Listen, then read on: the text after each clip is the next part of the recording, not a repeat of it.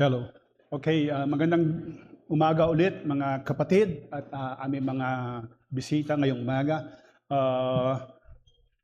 As mentioned kanina ni Pastor June, we are now in the month of celebrating our church anniversary, actually the 44th.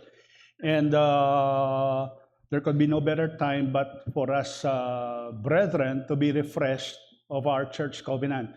In fact, when we, as elders, when we were discussing this, what prompted us to think of discussing this matter is, aside from the church anniversaries, that some members have been asking, ano ba tong church covenant na ito? And it goes without saying that every first Sunday of the month, we have been uttering this or reading this as a sign of commitment for every brethren. But when we ask some brethren, they utter it, but hindi nila ganun ka naiintindihan. Okay? So I think it's just very timely that as we celebrate our church anniversary, to be refreshed. That's why I titled it, Refreshing Our Church Covenant. So prior to this, I asked Pastor Noel kung meron siyang mga materials because I think that would be the best how to go about this. It's unfortunate that when they made this, him and together with some brethren, the computer was just starting. So in short, wala silang mga soft copy nitong the details of how they made this. So I don't want to burden him to dig on his cluttered or whatever materials that he had. So I pray to God that for enabling to be able to discuss this church covenant by the enabling grace of the Lord our God. Now, pag tinignan natin church covenant, siguro most of you have already can see that on the side of our hall is a church covenant. And of course, before every Lord's Supper, you will notice that there are three major sections of that. And me being given 3 Sundays to discuss this, so I thought of using that 3. Actually, there's no very clear sections of that, but when I discussed with Pastor Noel, these were the 3 that I thought. The first is the member to the church, meaning including the preamble, which you will see in a while, and then those items. Then the next section would be the Christian to the world, meaning our testimony to the world, and last but not the least is the brethren's love for one another. For this morning, I shall be discussing the first portion, which is the member to the church. But with that, we have to be reminded first, bakit kailangan ng church covenant? I think there are those of us who understand what is the meaning of the covenant. Okay, this is an agreement between parties. Kung alam natin, just to be refreshed a little bit, di ba merong mga covenant ang ating Panginoon sa atin? Merong Abrahamic covenant, may Noahic covenant, may Mosaic covenant, may everlasting covenant. So meaning there is one party and another party. And this is the same for each member of the church. But tayo gumana ng aking ano. Okay. So, but I searched for why is there a need for a church covenant? And there are 6. Actually, I consulted, I checked some books, pero walang ganun ka-explicit that explains the church covenant. But we can find this later on based on the references that I use. But it goes without saying, when I check in Google, may AI na, so I try to follow it, but very practical naman. I think it's very useful. One is, it defines the commitment of each member. So pag merong church covenant, ay ito ay ang summary kung ano ang dapat gawin ng isang miyembro sa bawat isa. Hindi pag sumali ka sa iglesia, gagawin mo na lang yung gusto mo. Okay? In the church covenant, there is the definition what role ang dapat or ano ang commitment or accountability ng isang miyembro sa iglesia. Kaya nung sinabi ko nga, the member to the church. Pag sinabing the member, the individual members to the whole church, and that means to each and every member. But each member is comprising the whole church. So may duty tayo. So yan yung sinabi na ang isa ay para ma-define yung commitment ng isang kapatiran sa buong iglesia, and that means directly to other brethren or to the whole church. Okay? And then, Another thing is, it provides alignment of belief and actions. Tayo ay in the Reformed Confession, di ba, we subscribe to the 1689 London Baptist Confession of Faith. Yan ang pinanghahawakan natin, and having an understanding of that, nagkakaroon tayo ng alignment based on our beliefs on that confession. Tsaka yung action natin.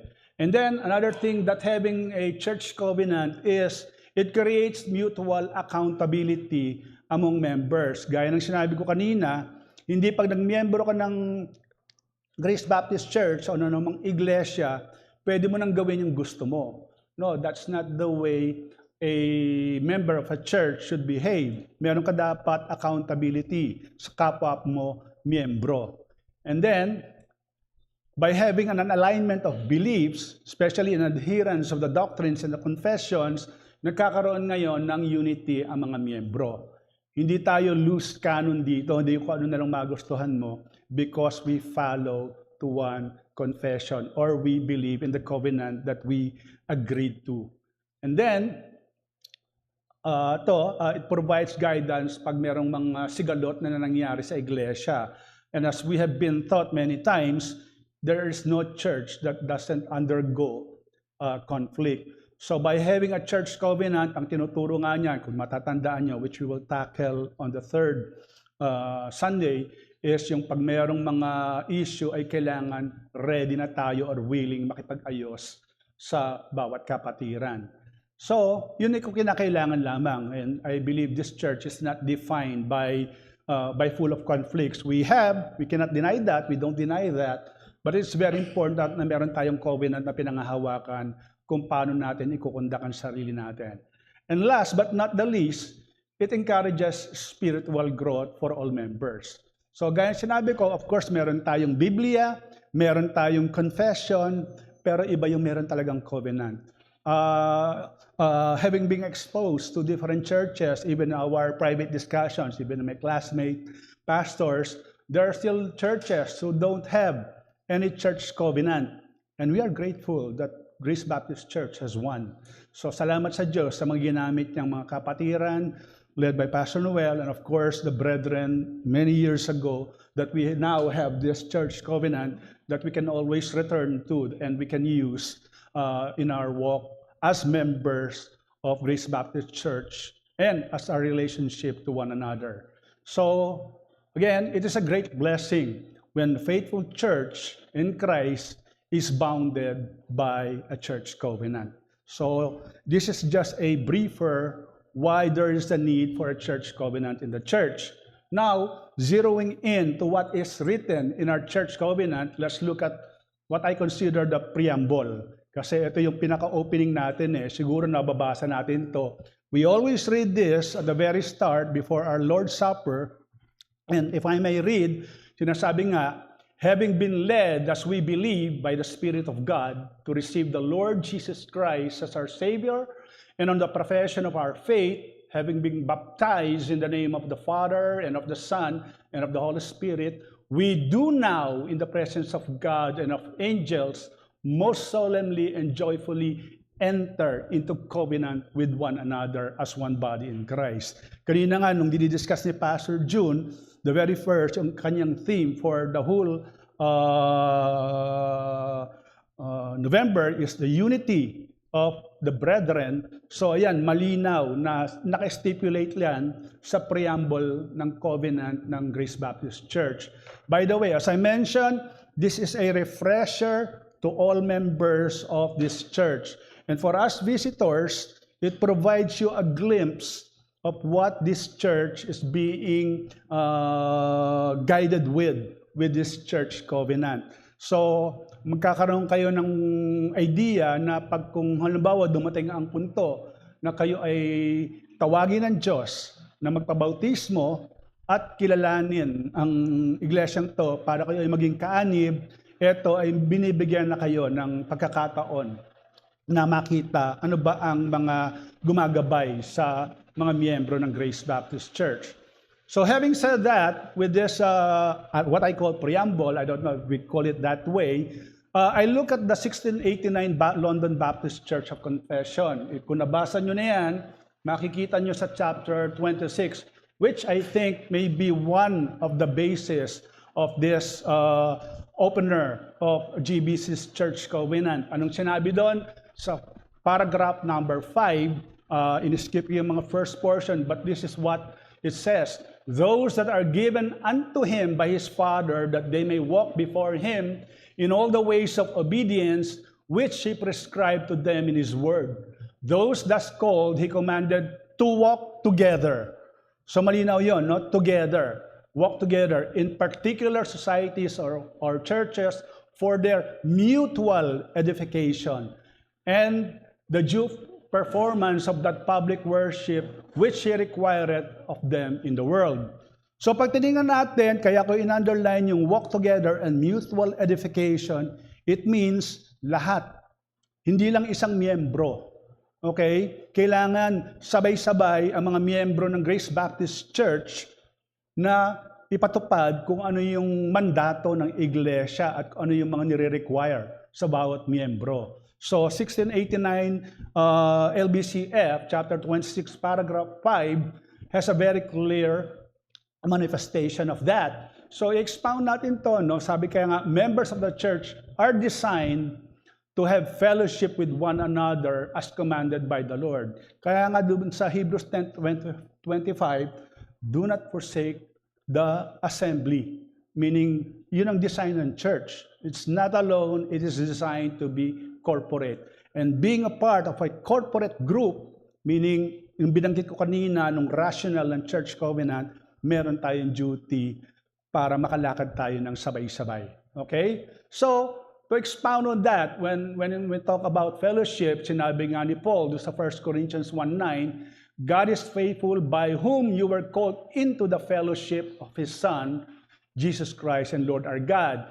Sinabi rin naman ni Apostol Juan doon sa 1 John 1 verse 7, but we walk in the light as He in the light, we have fellowship with one another, and the blood of Jesus, His Son, cleanses us from all sin. So malinaw na ang iglesia, pag ikaw umanib sa iglesia, hindi mo pwedeng isantabi ang fellowship. Kailangan may fellowship, but that fellowship is bounded by a covenant. Okay? So, pag tayo'y pumupunta rito, aside from when we listen to the preaching of the gospel, daupang palad ka sa mga kapatiran. But that is based primarily on the fellowship of the believers with Jesus. Yan ang malinaw na sinasabi dun sa mga verses na ginamit natin.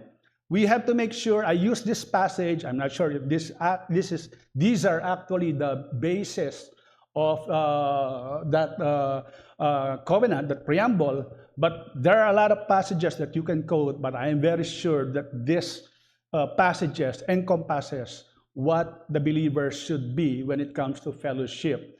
Kaya pumupunta tayo dito, hindi para lang makapagkwentuhan. It is driven by our relationship with Christ at para tayo ay ma-build up. Okay? But there is a warning. We should beware of these things. Participating in sin or in error in the name of fellowship is a contradiction. Dun sa Ephesians 5:11, hindi ko nababasahin yan, I did not quote it, but Paul was giving it a warning na pag nakikipag-fellowship ang bawat kapatid sa bawat isa, hindi yan patungkol sa mga makamundong mga gawain. Sabi nga, iwasan yung mga works of darkness, if I may just summarize that a little bit.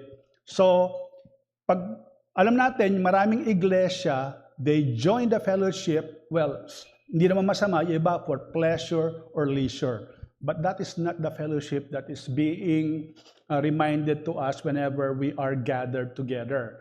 So, another reminder is, yun nga, yung fellowship that have been too much identified with special fun activities. Yan ang problema na nangyari. Hindi masama na magkaroon tayo ng mga fun activities, leisure, going out, dining, or whatever. Pero kung yun lang ang nagdi-define sa iyong fellowship in joining the church, there's something wrong with that. So what this tells us is the believer's fellowship with God is the ground of fellowship with one another. Malinaw yan. Doon sa doon sa two passages na kinote ko, yan ang sinasabi. It is grounded of our fellowship first with Christ before we can fellowship with one another. It should be grounded on the doctrines and teachings of what the Scriptures say. So, this also tells us that the quality of fellowship in the church is often the church's immediate impact on unbelievers.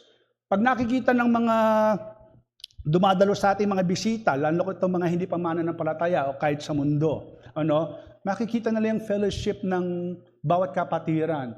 Ang isang noticeable dyan, seasoned words. Walang maririnig dito ang mga unbeliever na nagmumura. Diba? So, we are trying to set an example to the world, which I will discuss later on next week. Pero yun nga, sa bawat mga kapatiran, ang basis ng ating fellowship is the holiness, the character of Christ na nag-spur sa atin para magkaroon ng fellowship sa bawat isa. Okay? So, yun nga sinabi sa John 13:35. Again, you can check that for yourselves later on. Now, going now to the first item, after that preamble, we engage therefore by the aid of the Holy Spirit to walk together in Christian love. So, yan, mapapansin nyo naman, walk together in Christian love. So, ano ba ang goal ng fellowship? Okay? So, sinasabi, it is edifying of itself in love.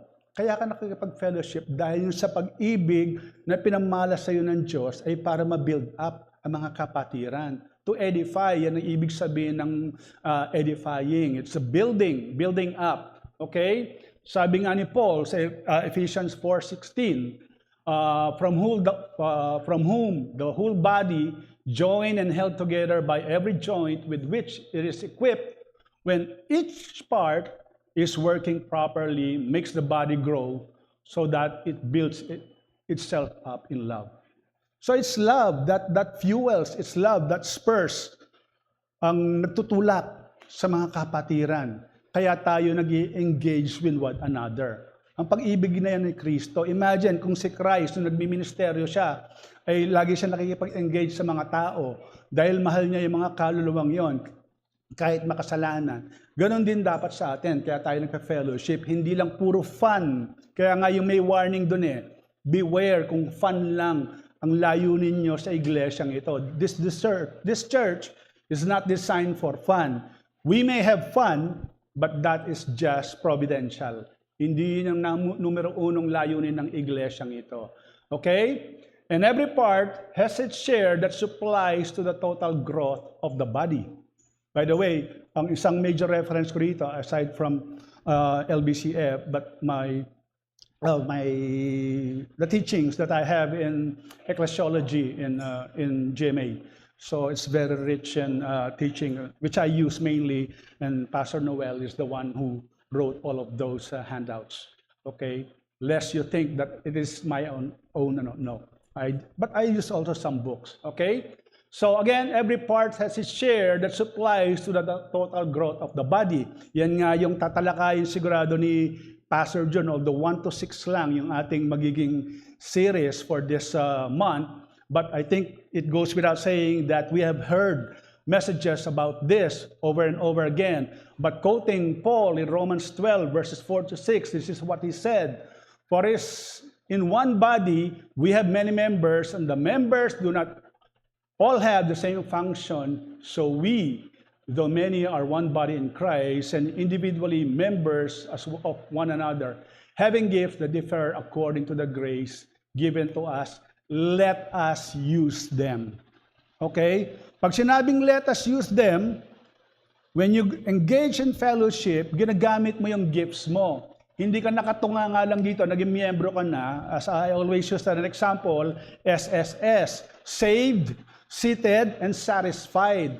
That is not what God designed the brethren to become a part of a covenanted church. May duty ang bawat isa. Kaya nga pag sinabing body, kung ikaw yung mata, o ikaw yung kamay, o ikaw yung pinakamaliit na balahibo, may gamit ka. And you have to use that. Kaya nga sinabi daw ni Paul, let us use them. And that is when we go into fellowship. It's very important. Kaya nga sinabi, to walk together in Christian love. Okay? Hindi sinabing to walk by some, but together. Kaya ina-emphasize natin palagi yan bilang isang iglesia. So what this tells us is the upbuilding and nurturing of each member in the body of Christ is a reflection of a healthy and vibrant covenanted church. So kung ang bawat miyembro ay nabibuild up either ng preaching o yung mga gawain dito, yung mga ministries na tutulungan siya dahil nagagamit ang gifts niya, sign yan ng isang healthy and vibrant church. Pero kung merong mga parte, may mga miyembro ng katawan na slothful or ayaw talagang gumalaw, you've heard that in many preachings, what happens? It drags the church sa kanyang pag-forward. Nagiging pabigat siya. Okay? Kaya nga may church covenant eh. Pag merong kang covenant, imagine mo lang kung ang Lord hindi ginagawa yung kanyang duty sa kanyang mananampalataya, what will happen to us? So it's the same effect. When you don't do your duty in the church, you can imagine how you become pabigat. Dahil iniisip ka ng iglesia, iniinda ka ng iglesia. Pero kung nanunurture ka, automatic yan, instinctively, lalabas yan sa iyong pakikipag-fellowship at paglilingkod sa iglesia. Now, on the second, to strive for the advancement of this church in knowledge, holiness, and comfort,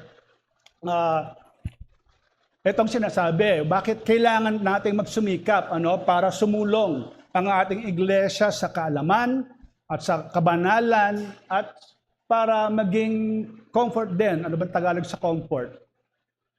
Ano ba Tagalog sa comfort? So, hindi ko na matandaan eh. Kaaliwan. Okay, kaaliwan. Sorry, pasensya na. Salamat, may DevCom na asawa. Okay. So, yun nga, may growth in knowledge of the Lord and Savior. Yan ang isang malaking blessing na tinatanggap natin dito. No? Kaya sabi ni Pedro sa kanyang letter, 2 Peter 3:18, but grow in the grace and knowledge of our Lord and Savior Jesus Christ. Yan ang una nating nangyayari every time we gather because we hear the preached gospel. The gospel, the word, logos, is Christ. Kaya nga yung saving knowledge eh. Kanina, pinaliwanag yan ni Pastor June, di ba? How we should walk in a manner worthy because we are called by whom? By the Logos Himself, by Christ Himself. So napakahalaga niyan. Yan ang una, kaya tayo we strive, we labor, not because we can do it, but we rely on the grace of the Lord. Kaya tayo na-enable na lumawak, lumago, doon sa kaalaman sa ating Panginoong Yesus. And growth in holiness of conduct. Remember, ayun din, sabi nga rin ni Pedro, doon sa kanyang unang aklat, o unang sulat, sabi nga, but as He who called you is holy, you also be holy in all your conduct, since it is written, you shall be holy, for I am holy. Alam natin, pag sinabi natin ang salitang holy, it is one of the most, sabi natin, before, untouchable word. Why? Because when we were sinners, we were unholy. And pag sinabing unholy, there's a big chasm or gap between the Lord and us. But now with Christ, we now have that holiness. And that happens when you associate with the brethren, especially when you're ministered by the Word, and the Spirit moves in you by grace.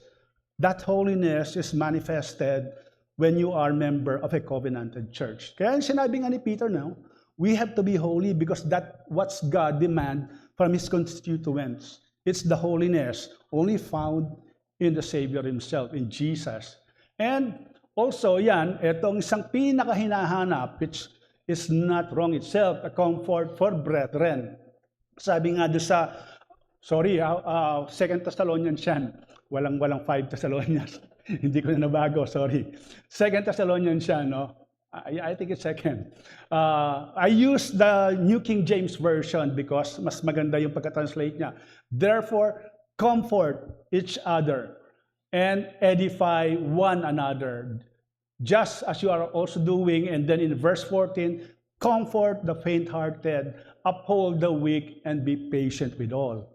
Diba? I just remember when I was doing the oversight in some of the members, nakita ko talaga marami nag-struggle. But one thing that I mentioned is you can always find comfort in the church. Why? When you seek advice or counsel, not just from the elders, but from the deacons as well, but even from the titos and titas or any brethren who we can say really immersed in the scriptures, what you get is comfort. It's not simply what the world offers. There are books that they can tell you.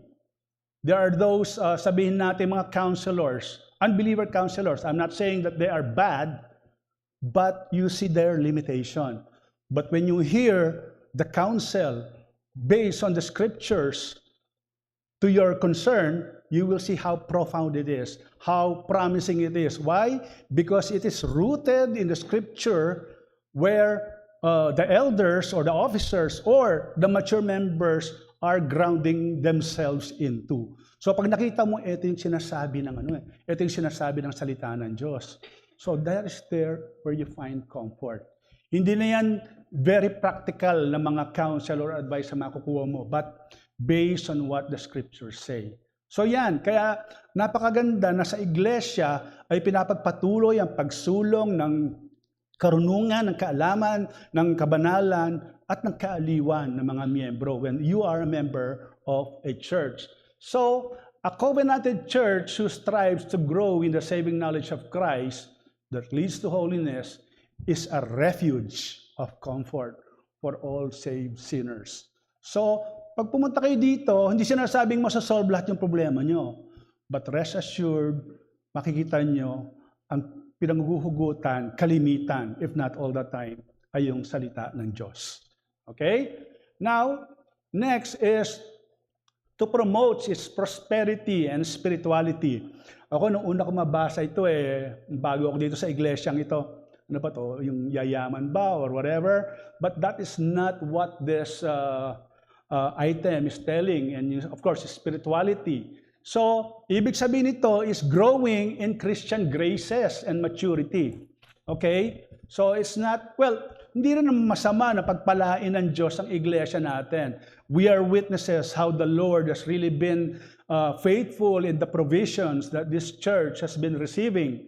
Napakaganda niyan. Mamaya, may babanggitin lang ako ng classic example dun sa benevolence or giving to the poor. But primarily, it should be growing in Christian graces and maturity. Alam natin, iba-iba yung mga background natin, iba-iba mga pinanggalingan natin, pinag-aralan, kaya iba-iba yung level ng understanding natin at saka yung mga behavior natin.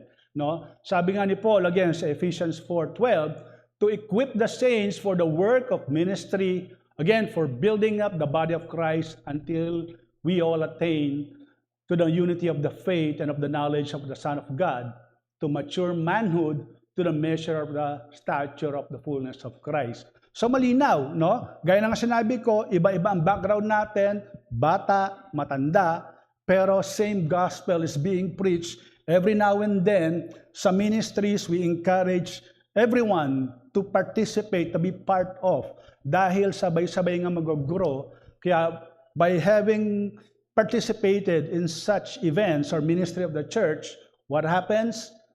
Na-exercise mo yung grace and you mature, you grow. Yan ang kahalaga. Kaya nagpa-prosper ang iglesia, hindi siya stagnant. And even your spiritual condition is also being blessed. It becomes more stable because you hear the scriptures, yung application also of what is being preached in the church. And again, what is being promoted is to become holy and useful for the master. Kanina binanggit nga natin yung holiness, pero hindi lang yon on our personal benefit. Pag holy ka, now you become more useful to the Lord. Sabi nga ni Timothy, no, kay Paul, sa letter kay Timothy, therefore, if anyone cleanses himself from what is dishonorable, he will be a vessel for honorable use, set apart as holy, useful to the master of the house, ready for every good work. So yung mga natutunan natin dito, bagamat ginagamit natin yan sa mga practical na bagay, but again, as what we have been taught in this church, we should be part of that primary duty or primary mandate, main mandate of this church. And that is the proclamation of the gospel. So when you become holy, now you become really useful to the master. And always remember, kaya sinabi yan, set apart, because holiness will challenge you not to be like the world.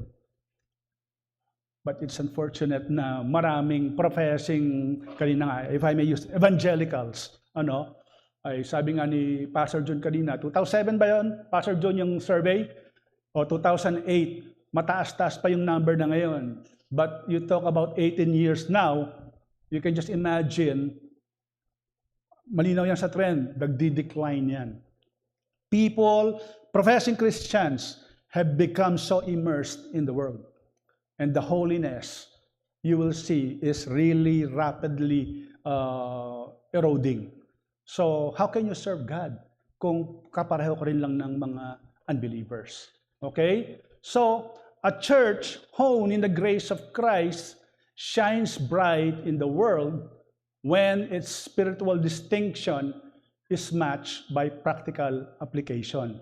Hindi lang tayo puro gospel dito. Hindi lang ito puro grace. It's not propitiation, justification, no. But how do you live it? Diba? Kaya nga promoting its prosperity and spirituality means you have to live what you are bounded with in the covenant of Grace Baptist Church. We are not trying to exalt Grace Baptist Church here. I'm just trying to be specific that the covenant that we are bound to, kailangan seryoso tayo doon. As God is faithful in His covenant with His people, every member should be faithful in His covenant to the church. Kaya nga tinitle natin, the brethren, the member to the church. Okay? And then to sustain its worship, ordinances, discipline, and doctrines. So, again, the church is called to be first and foremost a worshiping community. Yung sinabi ko nga kanina, hindi lang tayo nagpa-fellowship just to gather para mag-enjoy. Kailangan nakita tayo ay dapat totoong iglesia na sumasamba sa Panginoon. It is the fundamental rationale of man's creation. I just cited the verses there. I don't need to read that anymore because it will consume most of our time. And then, yung worship, it is the substance of the first table of the moral law. Alam na natin yan. Remember the first four? When God establishes the covenant with His people, anong inuna niya? I am the Lord your God. So alam natin, commandment 1, 2, 3, 4. There should be no other gods before me. You shall not make a carved image out of me. So malinaw yon. It tells us that we should have that posture of worship always. Kaya pag pupunta tayo dito, dapat ang puso natin nakatuon sa pagsamba. Hindi yung sa simpleng fellowship lang. Okay? And as we have been taught, the center of worship is the preached gospel before us. Okay? So malinaw yan. Okay? And then, it is the immediate fruit of the blessing of salvation. Ang isang niligtas ni Kristo ay nandun yung posture ng pagsamba. Yan nga yun din yung thought nung sa ating binasang scripture reading kanina na yung sinabi nga ni Paul, yung slave of sin and slave of righteousness. So what happens? Tayo ngayon na iniligtasan na ng Diyos, ano dapat ang posture natin? Magpasalamat dahil na-receive natin yung free gift. And it should be instinctive in a believer na pag humaharap sa Diyos, you worship. Yan ang panawagan ng pinakaunang panawagan ng iglesia. So corporate worship should be put above the other mandates and not merely stand parallel to them. Marami pa tayong tungkulin, marami tayong ginagawa. Okay? Of course, gospel proclamation, which can be part of worship, but our relationship first and foremost as a church to God should be the driving motivation whenever we are gathered. And that is our covenant. Kaya tayo magkakasama dito. If I may use, again, 1689, this time paragraph 8. I use paragraph 5 kanina ng chapter 26. Sabi nga dyan, a particular church gathered and completely organized according to the mind of Christ consists of officers and members, and the officers appointed by Christ to be chosen and set apart by the church and so-called and gathered for the peculiar administration of ordinances and execution of power or duty which, of course, the Lord entrusts to them. So meaning yung ordinances na ginagawa natin dito, yung mga worship natin, whatever, the church discipline, even the doctrines, yan ang pangunahing tungkulin ng mga church leaders. Of course, the elders, when it comes to the preaching of the gospel, when it comes to the church discipline, together with the officers, and it is not by way of telling na this church should be authoritarian. It should be authoritative but not authoritarian. And the believers or the members have a duty to submit to that established order of the church. So yan, we adhere to the 1689 LBCF. Why? Because this establishes order in the church. Remember, kaya nga sinasabi, authoritative but not authoritarian. Meaning, making sure that the doctrines, the disciplines, or whatever ordinances that the church have is faithfully and biblically implemented sa iglesia natin. Kaya nga, remember Paul, when he encouraged the believers in Romans 13 to submit to the rulers. So, kahit ruthless yung ruler, pero hindi naman siguro ruthless ang ruler ng iglesyang ito. But there's no saying, there's no denying that there are other churches out there wherein the pastor, especially when there's the absence of plurality of elders, they can be very, very authoritarian. So, mapalad tayo that we have somehow a balanced approach dito sa iglesyang ito. Okay? And then, yung pang-ilan na ba ito? Pang-4 o pang-5? Hindi ko kita, malabo mata ko eh. Okay? So, to give it a sacred preeminence over all institutions of human origin, so, we have to remember the whole world is in subjection under the authority of Christ. Malinaw yan. He mentioned that in Matthew 28:18. It's the Lord himself who said, after his resurrection, he said, and Jesus came and said to them, all authority in heaven and on earth has been given to me. Siguro sasabihin na iba, pag sinabi niya yan sa mga unbeliever, talaga, nagkalat nga ang mga makasalanan eh. Yeah, that's a fact because they don't believe in God. They are not under the lordship of Christ. But when He returns, even now, that is a fact, but it will be fully consummated when He returns. So, malinaw yan na lahat ng mga nilikhang institution dito ay hindi nakakaligtas sa providensya ng Diyos, sa kaalaman at sa kapangyarihan ng Diyos. Paul made it also clear in Colossians 1:18-20. Ano sabi niya? Christ is the head of the body, the church. He is the beginning, the firstborn from the dead, that in everything He might be preeminent. Ibig sabihin, makapangyarihan. Mas nangunguna, nakatataas. For in Him, all the fullness of God was pleased to dwell, and through Him to reconcile Himself to all things, whether on earth or in heaven, making peace by the blood of His cross. So malinaw yan. When someone challenges you, paano mo sasabi na si Kristo mo ay siya ang pinakamataas, siya ang pinakamakapangyarihan? And this is the scriptures. The earth, or meaning the world, would definitely challenge that. They will be hostile to that. But this is what we hold on to. Okay? So the church is the community that bears witness to the kingdom of Christ. Kailangan malinaw yan. Pag tayo nakikita, hindi dapat tayo nanlulumo. But it's nakakalungkot na meron minsan, I've seen that for many years, na professing Christian, when they are exposed to the world or even sa friends nila or even to the companies, they don't even want to be identified as a believer of Christ. Nakakalungkot. Ang linaw, kung mananampalataya ka ni Kristo, may Diyos ka makapangyarihan sa lahat. Okay? So again, the church, being a divine institution created by Christ, is superior in rank, importance, and authority over any earthly organization that merits utmost priority from its members. Kaya nga nahahamon tayo just to give an example, during worship, we are being asked on the Lord's Day, hindi naman natin sinasabing baliin natin o suwayin natin yung mga boss natin. Pero kung hindi naman established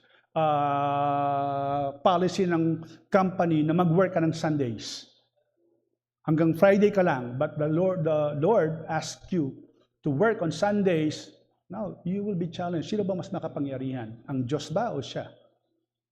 So be it. Kung sabihin, Sir, Ma'am, meron po kaming worship during Sundays. And you will see how the Lord will wield His grace when you become faithful in that.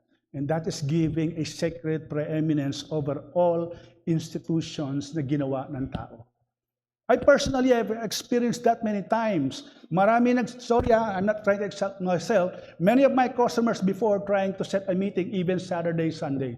Sorry, you can use me Monday to Friday, but I reserve this day, especially on Sunday, for our church. And I never lost any sales. I even excelled well. So I'm not saying that it is automatic, but that's how the Lord can wield His grace if you are faithful with Him. Kaya nga sacred preeminence. Lagi natin itatangi ang iglesia.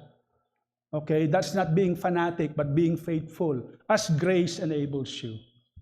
Okay?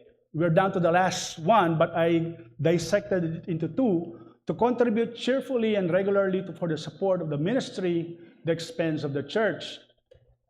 So when that is included here in our church covenant, it is to challenge us to have sensitivity to the needs in the church sa ating pagbibigay or in one's giving. Sabi nga ni Paul sa 2 Corinthians 9, 6 to 7 yan, hindi ko nalagyan ng hyphen. No? Hilo na. May hyphen dapat yan. The point is this, whoever sows sparingly will also reap sparingly, and whoever sows bountifully will also reap bountifully. Each must give as he has decided in his heart, not reluctantly or under compulsion, for God loves a cheerful giver. So ilang beses na natin narinig yan, and there's a very wrong understanding of many. Many give because gusto nila yung balik, but that is clearly not the message of this. Because we understand GBC, all its constituents, and even our benevolent activities have needs. So, yan, may sensitivity tayo, may consciousness, may awareness tayo.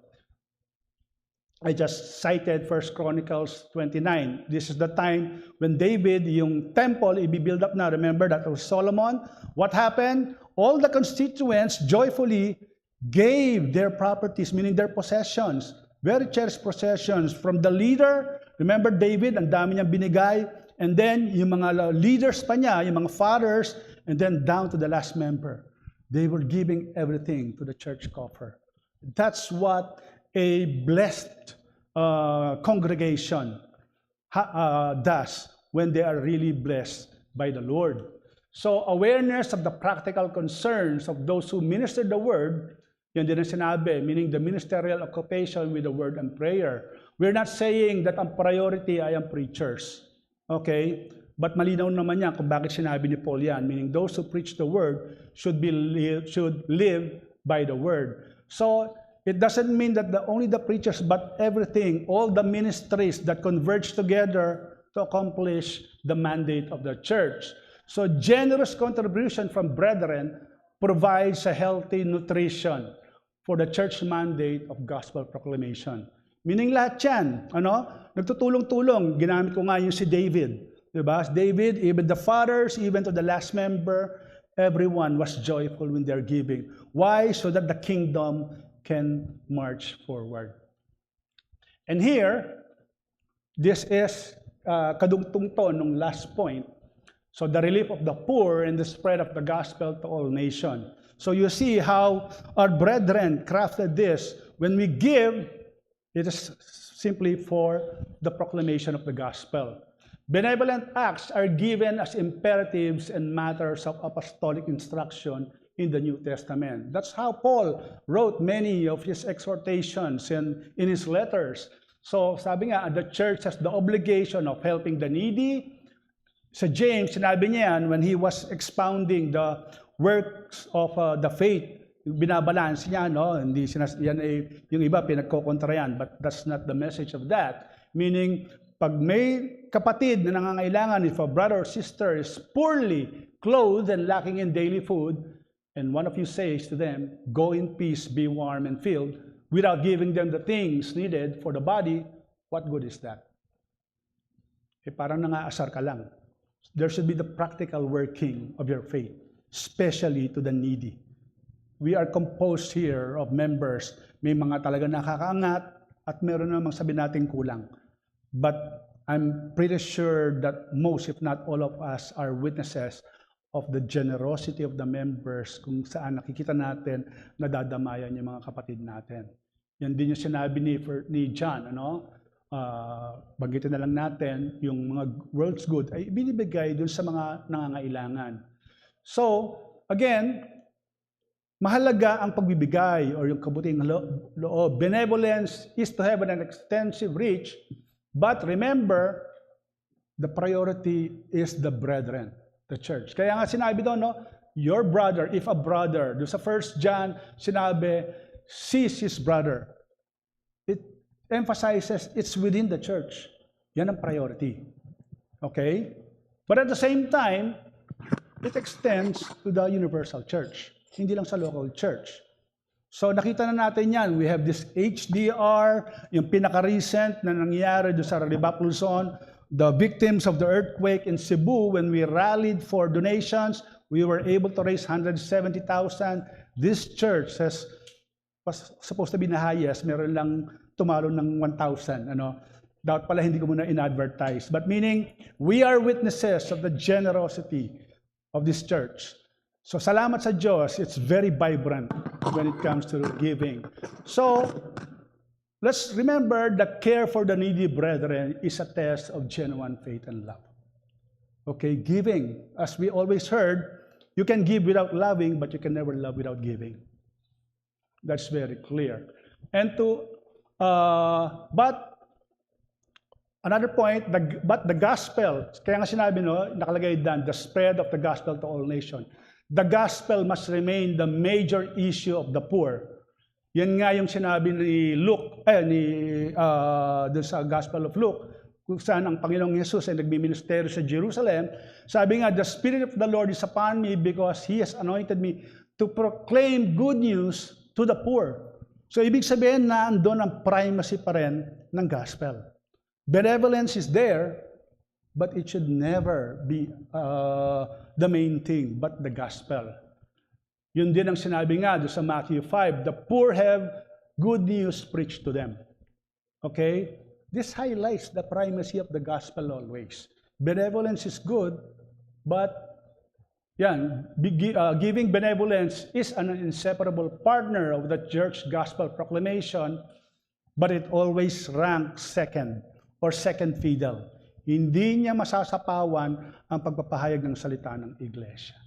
Okay? The gospel is still the greatest need of the poor and the God's greatest favor to them. So yan ang malinaw, mga kapatid. Sa lahat ng ginagawa natin, we are bound by the church covenant. And I just tackled the first part. So I hope I was able to explain this. And to sum that all up, meaning the brethren to the church, as a blessed member of the church, this church, be a vibrant participant of the church covenant that fulfills the mandate of proclaiming the good news to the world. Kaya sinabi ko kanina, kailangan committed tayo. Kailangan vibrant. You should never be a sloth. You should never be a relaxed member. Dahil binabanggit mo yan every first Sunday of the month, but that's just secondary. Remember, when you mention this, you are facing God. So be a vibrant one. Be a vibrant participant of the covenant. So that ends my presentation for the first part of the gospel. I hope we are refreshed. Okay? Again, namaya, we will recite it again. And there are many passages. There are much more that we can cite. But somehow, I hope that it refreshes you and reminds you when we read that tonight that I have a duty, and may the Lord grant me the enabling grace to be a faithful adherent and participant of the Church Covenant of GBCLP. Any question? Yes, Ate Jen. Thank you, Pastor Ike, for the lesson. We are refreshed with the church covenant. I have 3 questions, pero 2 na lang muna to give way to others. The first one, and that question, but the first one is it's a comment. Okay. As our identity, I mean, Orcom is my field. Yung what differentiates us as a body of people being together, yung identity natin is the covenant. Kasi yung corporate world or organizations, wala naman silang covenant. You know, in the government, we recite the oath every morning during flag ceremony, but that's not a covenant, it's an oath. Yung crowd, what differentiates church from the crowd, wala sila. Ang crowd does not have a covenant, but ang church has a covenant. So yun yung identity natin, how we differentiate ourselves from the other organized or non-organized bodies. So yun lang yung first comment ko na. So it's our identity, and we really have to give importance to it because that's our identity. Yung second one, our church covenant is not our original. We got it from the Baptist, I suppose, long before. In-adopt lang natin itong church covenant na to. And I noticed, I was checking while you were having the lecture, na yung church covenant, yung the pang ilan ba yun? 4th or 5th, to give the church sacred preeminence over all institutions of human origin. Chinek ko yung what's available at the internet. Tinanggal na pala yun of the others. So inisip ko na siguro maybe this is what is common because people no longer observe the Lord's Day. So iniisip ko lang, reflection ko, I may be wrong, na tayo when we travel and everything, in my case, I avoid as much as I can, though I was away the past 2 Sundays, na yung you prioritize the church over all institutions of human origin. So baka kasi may ganun ng natatanggal na yung 4th commandment, and therefore it also reflected in the church covenant. And then yung third one, I may not be here next Sunday. We're going to the GRBC. Yung na i-discuss ito next Sunday, I suppose. Itong kasi ang church made a revision of the covenant long time, kasi Deacon Glenn can remember that. It's about the intoxicating drinks. Wine is intoxicating drinks as a beverage. Nakita ko ngayon, may mga dinagdag na din pala sila. For instance, to abstain from the sale of and the use of destructive drugs or intoxicating drinks as a beverage, and then to shun pornography. May ganun na pala dun sa kanilang covenant.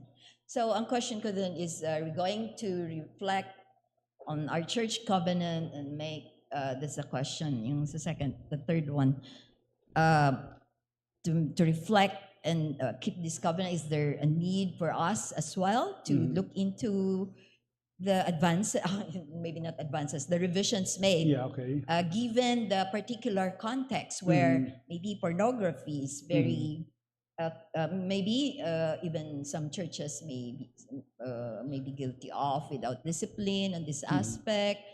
And of course, yung drugs, the ano ngayon, yung ano nito, yung very, anong term senior citizen, but the prevalence of drugs in our time. Thank you. Okay. Okay, maraming salamat Ate Jean, no? Mostly is there are comments or thoughts, but if I make first comment on the first one, what distinguishes us is the beauty is we have this covenant. If I go back to in my first slide, which I mentioned that why is there a need for the church covenant? So malinaw na nakalagay doon na it establishes a lot of things, unity, order, guidance, blah, blah, blah. So unlike other churches, sasabihin nila, eh si Kristo naman yung sinusunod namin eh. Of course, kumbaga, gas-gas na yung term na yon, but when you have a church covenant, and having that reason why we are explaining it, why is there a need for a church covenant? What is the beauty and advantage of that? I hope it challenges each one that when you mention covenant, just like when God establishes His covenant to the different people, meaning there's a commitment to fulfill it, to do it. And ganun din dapat sa atin. So yun ang advantage na meron tayo. Maraming iglesia wala pang covenant. So parang loose lang, parang fellowship lang talaga. And while fellowship is good, but there is the danger when you do lose fellowship. Nauuwi nga sa mga parang sama-sama lang para masarap yung pakiramdam. But the church covenant somehow tempers or have a good guideline with that. Now, dun sa sacred preeminence, I don't know, hindi ko nabasa yung kung tinanggal na yan, but I still believe na mahalaga yon because being tayo yung witness ng kingdom ni Christ, we give a lot of value, put a lot of value, we treat with utmost reverence, not that holy in church, but because we follow the King, the Master, which is Christ. And last but not the least, yun dun sa dagdag na pornography or drugs, maybe we can review that later on. Ano, siguro hindi na capture before. But I don't know, I need to check again the items stipulated here. It might be not directly or explicitly mentioned, but it can be captured in the essence of what is written in our church covenant. Yeah. Any other comment or questions? Thank you, Ate Jen. Yes, Ate Emma. Thank you, Pastor, for explaining it very well because I think since I became a member, hindi na-explain yan ni Pastor as thoroughly as that. No? So my question is, while it's true na ang pinaka-emphasis natin is worship and also the disciplines and also the spiritual life, kumbaga sa ano, yung being natin before the doing, di ba? Before evangelism, dapat ganito ka muna. Indicative and active. Oo. And I think yung ilang years ko dito, marami talagang na-correct dun sa maling knowledge ko. So that means, kailangan kong malaman yung mga katotohanan na yon before I can really explain or spread the gospel correctly, no? So ang question ko, at this point in the life of GBCLB, don't you think we need to emphasize also more of the evangelism? Because if we have been trained very well on the word, so yung knowledge natin, punong-puno na, but medyo weak tayo in that area because I remember dun sa yun nga, where I came from, when we were establishing the core cell groups, they really had to clarify ano ba ang goal ng cell groups. Is it for nurture or for evangelism? Di ba ang cell keeps on growing? So they emphasize it's for nurture. Initially, para ma-nurture yung mga members. So siguro para they get the basic foundation of the Christian faith and they will be able to walk correctly before they can be released. So ngayon, kasi sa December, uwi ako sa Davao. So I said, oh, I'll attend your church when I'm there in Davao. Kumusta na? Sabi, oh, you should see our emphasis is on evangelism and missions. Parang ganon. It's not that I'm comparing, no? Yeah, yeah, yeah, okay Pero lang. because I can see a wider vista of mga, kumbaga sana mga directions. Kasi ang tanong ko, of course, this covenant has been there. The basics are there. Pero as new leaders, do you see a modification of the emphasis then or the direction? Siguro yun ang tanong ko. Okay, maraming salamat, Ate Emma. No? First, yung regarding sa evangelism, I think I would be able to tackle that in the second part because the section, the title of that section that I made, though hindi ko pa na finalize, it's the church to the world, the Christian to the world. So meaning that will definitely capture evangelism. So if you can wait, next Sunday, I hope to be able to capture that. But at the same time, your question when you say about the cell groups, I think that was raised many times in the Sunday school or anywhere. So it is not that GBC is not doing evangelism. Evangelism primarily, of course, happen in the church when the gospel is proclaimed. That's why we have an evangelistic message. We invite visitors. Now, we are not saying that doing cell groups is wrong, but there is, if I remember Pastor correctly, there's always the danger of the cell group. We're not saying that it is always bound to happen, but there have been reports that the cell group, when they grow, is parang nagiging parochial na, parang may sarili na silang sistema. And that is the thing that we want to avoid. Meaning we can definitely conduct Bible study. And yeah, there are churches when they do their own evangelistic activity, but as far as I'm concerned, like in the Reform, or maybe not all, like the Reformation conferences, whatever, are by way evangelism. They are forms of evangelism. Magkakaiba lang yung ating mga sistema or style, but I believe that GBC has never been lacking in evangelism, primarily here and outside, even the RCM, the prison, these are evangelistic activities. But again, the cell group, if you want to start a Bible study, well and good. But at the end of the day, that's why kung nagba-Bible study tayo ng mga, especially the unbelievers, ay what happens next when kung sila ay hinug na, we ask them to join to the membership by way of baptism.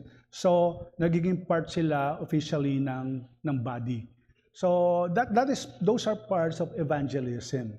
So now, the other question that you think that we might need to review our church covenant, well, nabanggit na nga ni Ate Jean yung maybe isang bagay na pwede nating tingnan.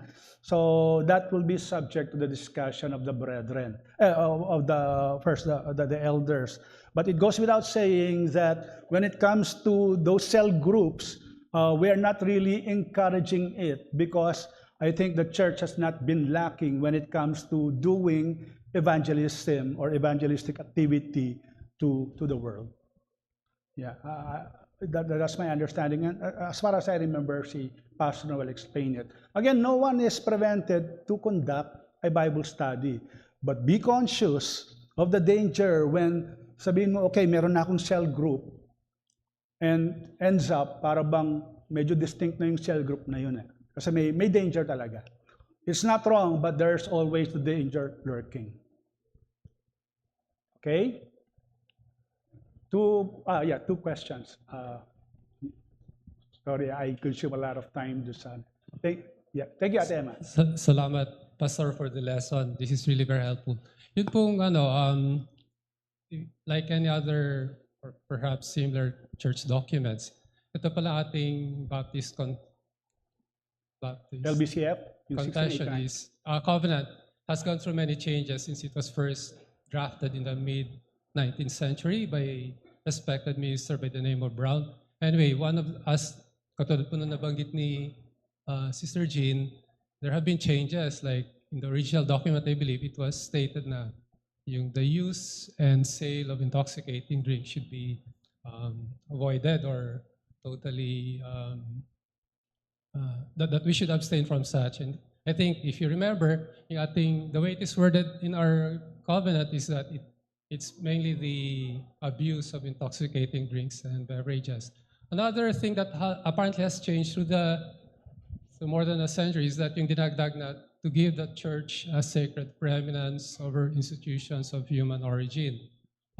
That may have to be clarified perhaps in a membership meeting, because it somehow implies, or it could be misinterpreted in many ways. Like, for example, yung pagbibiyahe natin ng Sunday, I mean, if my employer requires me to go on a trip on Sunday, I mean, I cannot say no because it's strongly tied up with my job, Unless, I mean, it doesn't really imply that I should resign from my job and find another work, If you're a student and your instructor said, we have a project and we need to meet on Sunday, it doesn't mean that you have to drop your subject, And another also thing that I'm concerned about is that particular phrase, to give the church a sacred preeminence over All human institutions of human institutions. origin, Okay. can also be interpreted that certain crimes, misdemeanors, that are supposedly to be handled by the legal system should be handled by the church. Again, that's a very controversial topic, which I think we as members should properly discuss and see how do we approach such issues if they may arise in the church itself, Okay, thank you, Brother Paul. I think, gaya ng sabi, there might be a need to review the church covenant, but I think if I'm not mistaken, we are not dependent on any, we are not bounded by any historical document to define our church covenant. We can use them as basis, but I don't think they can dictate on the covenant that we want to have in this church. Now, regarding those limitations, like if some problems happen, I think that can be included more on the church bylaws rather than the church covenant. Kasi magkaiba yun eh. Okay, covenant is like an agreement, but the bylaws is those governing policies that has to be implemented in the church that has to be followed clearly by the brethren. So may pagkakaiba yung dalawa. Covenant and bylaws are distinct matters when it comes to the church. Last question or point?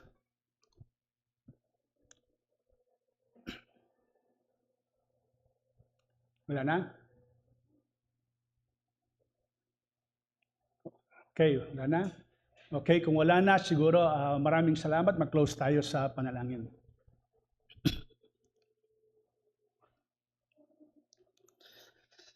Aming dakilang Diyos at banal na Amang nasa langit, salamat po muli sa inyong kabutihan sa umagang ito kung saan ginawaran nyo kami ng pagkakataon na mapag-usapan ang mga bagay. Well, first and foremost, thank you for the message this morning, and also now for this Sunday school when we have to be reminded and refreshed of our church covenant. Thank you for this opportunity that we see a deeper understanding of why we have to be participant of that covenant, because it is for our good and not merely a group of words that are to be uttered during the first Sunday of the month. We pray, Father, for the continual enlightening illumination of the Holy Spirit to all of us, especially as we tackle it this month. But more so, may it be a blessing to each brethren that they would be reminded of their duties and responsibilities as a member of a covenant church.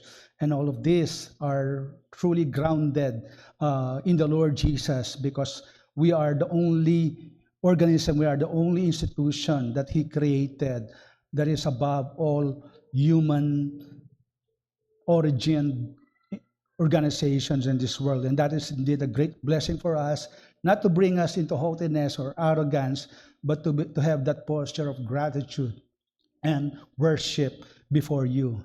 Thank you, Father, and truly may we have blessed you this morning, and we continue to plead for your enabling guidance as we prepare for this afternoon service. Be in our midst once again, Father, and all for the glory of your name. For this we pray in Jesus' name. Amen.